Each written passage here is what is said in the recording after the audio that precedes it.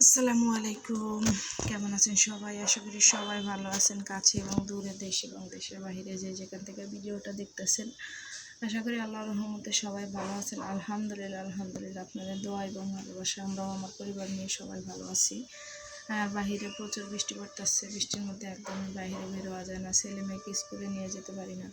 আজকে 2 দিন ধরে বাচ্চারা বাসায় থাকলে তো কি আর দুষ্টামি ছাড়া তো তাদের কোনো কাজ থাকে না, পড়াশোনাও বন্ধ থাকে।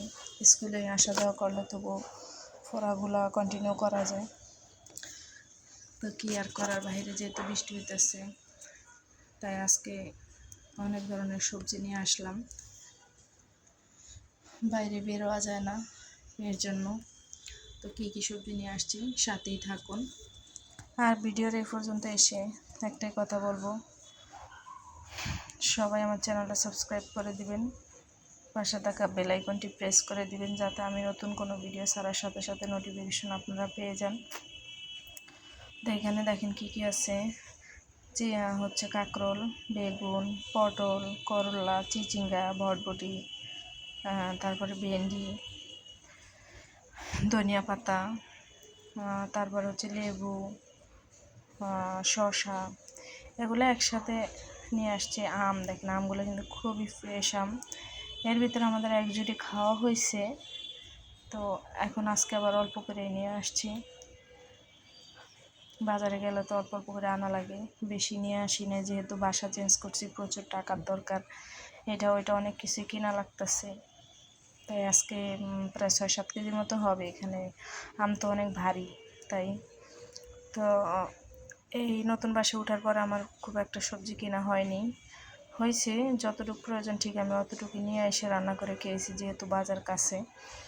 তো আজকে ভাবলাম যে অনেক দিন যেহেতু বৃষ্টি পড়তেছে, এখনও কতদিন থাকে সেটা জানি না, এর জন্য হচ্ছে বেশি করে নিয়ে আসলাম।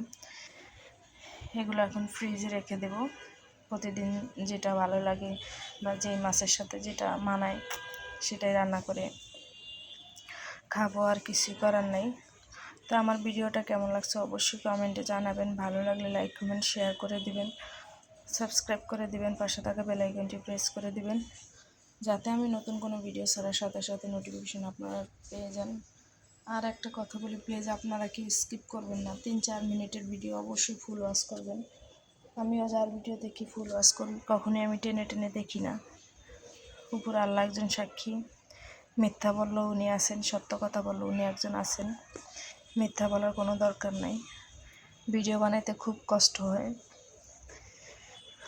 যারা ভিডিও এডিট করে বানায় তারাই বুঝতে পারে কতটা কষ্ট। এর জন্য ধৈর্য ধরে দেখবেন। ইউটিউব জগতে আইসা অনেক কিছুই শিখলাম মানুষের কাছে। একজনের হেল্প একজনে না করলে কখনই আমরা এগোতে পারবো না। সবাই ভালো থাকবেন।